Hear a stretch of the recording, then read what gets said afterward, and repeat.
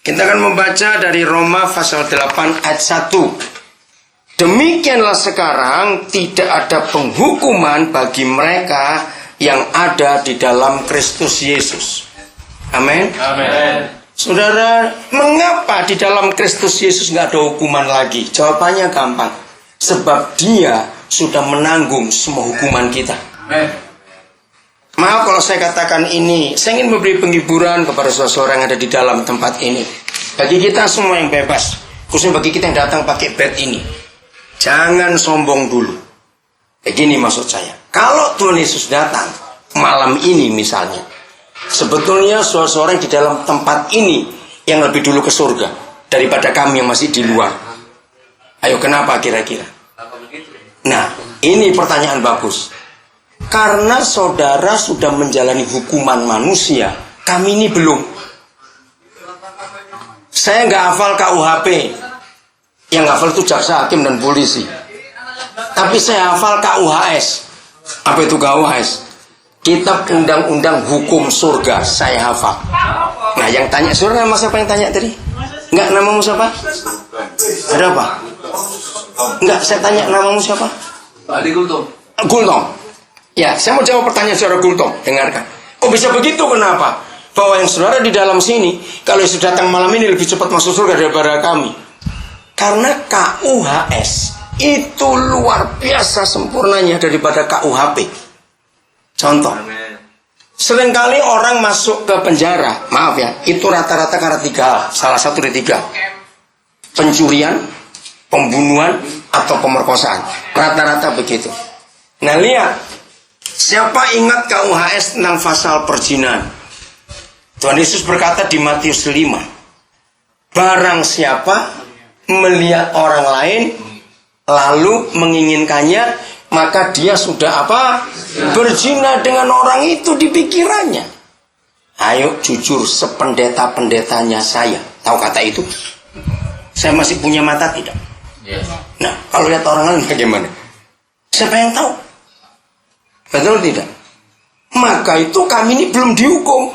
Saudara sudah. Betul? Maka itu kami nggak boleh sombong. Yang di luar kita nggak boleh sombong. Karena kita belum jalani hukuman. KUHS pasal pembunuhan. Coba salah seorang baca. 1 Yohanes 3 ayat 15. Kalau lihat ayat itu saya takut sekali. Ya, jadi mata kita ini kurang ajarnya, minta ampun. Maka itu saya ulangi, sependeta-pendetanya seseorang dah. Ngerti kata itu, no? Walaupun dia itu pendeta, mata ini masih kurang ajar. Belum dapat? Ya coba pinjam. Oke, yang kuat yang belum. Orang Tapanuli suara kencang. 1 Yohanes berapa? 3 ayat 15. Demikianlah. Ya, berdiri ya. Demikianlah firman Tuhan. Setiap orang yang membenci saudaranya adalah seorang pembunuh manusia, dan kamu tahu bahwa tidak ada seorang pembunuh yang tetap memiliki hidup yang kekal di dalam dirinya. Ya, jadi saya ulangi lagi. Berzina buat KUHS itu nggak cuma nyentuh orang, nggak cuma tidur dengan orang. Bayangkan, ngelihat orang lain menginginkan, sudah berzina. Ayo, mau sombong apa selama kita masih punya mata? Begitu pula KUHS tentang pasal-pasal pembunuhan. Jelas sekali. Membenci saudaramu. Ayo jujur. Siapa di antara kita selama hidup nggak pernah benci orang lain? Angkat tangan, saya masukkan koran besok di foto. Betul? Ayo, siapa selama hidup kita nggak pernah benci orang lain? Cepat. Ada tidak? Saya tanya kok. Ada nggak orang selama hidup nggak pernah benci orang lain? Tidak ada. Nah, ada suatu kali orang yang marah kepada saya, Pak Pendeta nggak bisa begitu. Saya itu nggak pernah benci orang. Tapi saya itu kalau ketemu dia malas, ya sama saja. Nggak benci tapi malas ketemu. Itu pembunuh, betul. Maka itu kalian bersyukur sudah dihukum dulu oleh manusia. Kami ini belum. Maka itu apa yang kita mau sombongkan dalam hidup ini. Nah, itu sebabnya Roma 8 ayat 1 itu jaminan buat kita. Kalau semua kita di dalam Kristus Yesus, kita bebas. Sebab dia yang tanggung hukuman kita semuanya. Maka itu kita harus bersyukur kepada apa yang Tuhan sudah buat atas hidup kita. Nah sekarang langkah berikut. Kalau kita sudah tahu hal ini, jadi berapapun vonis saudara, apapun bentuk vonis saudara, selama kita sudah di dalam Kristus Yesus, kita ini orang bebas. Amen. Karena kalau dibalik, kami yang bebas di mata saudara, karena kami bisa keluyuran kemana-mana. Tapi kalau kami nggak hidup di dalam Kristus Yesus, kami tetap orang hukuman. Nah di sini bedanya itu kan cuma tempat saja. Tapi kalau kita mau sungguh-sungguh hidup di dalam Kristus Yesus, itu kuncinya.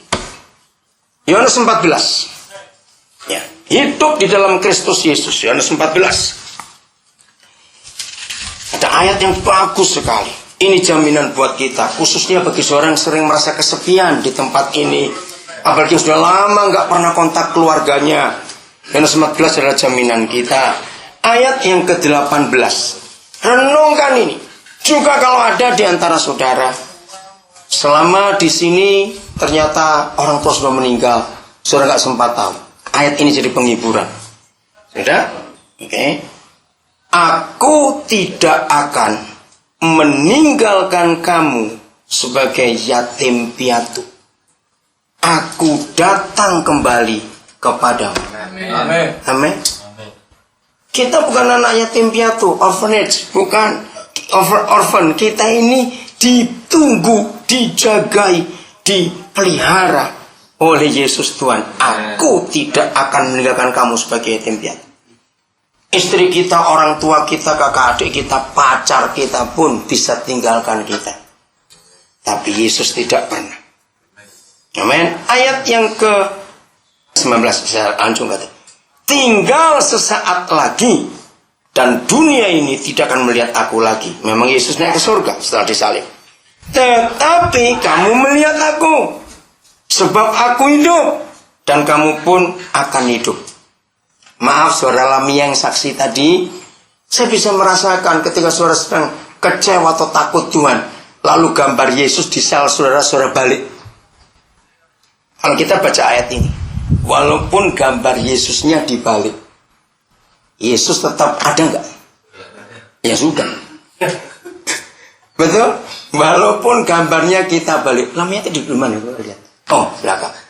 Yesusnya tetap ada. Kita robek-robek pun gambar Yesus, dia tetap ada. Kita berteriak, Tuhan jangan ikuti aku. Nggak mau aku. Dia akan tetap ikuti. Karena itu Immanuel. Aku hidup dan kamu melihat aku. Pada waktu itulah, ayat 20. Pada waktu itulah kamu akan tahu bahwa aku di dalam Bapakku dan kamu di dalam aku dan aku di dalam kamu. Hari ini saya akan tunjukkan pelan-pelan kepada semua saudara. Pada waktu itulah kamu akan tahu. Pada waktu kapan? Pada waktu dia hidup di dalam kita. Pada waktu 19. Pada waktu aku hidup dan kamu pun akan hidup. Pada waktu itulah kamu akan tahu. Mari kita lihat satu persatu dari 3 hal ini. Ini penting sekali. Semua bawa Alkitab coba lihat. Baik, bagikan Alkitabnya kalau nggak ada. Ya. Udah?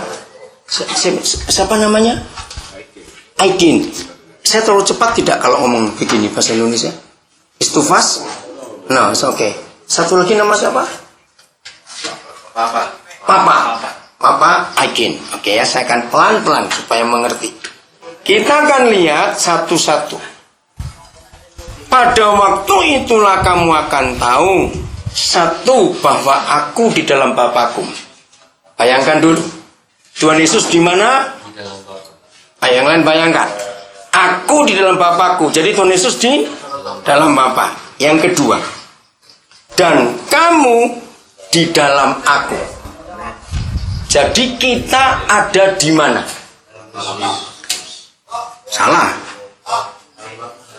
Salah juga. Loh, coba pelan ya. Ini tentara belum ngerti. Yesus di dalam Bapa. Yang kedua, kita di dalam Yesus. Jadi kita di mana? Nah, di dalam Yesus dan di dalam Bapa. Dengar baik-baik.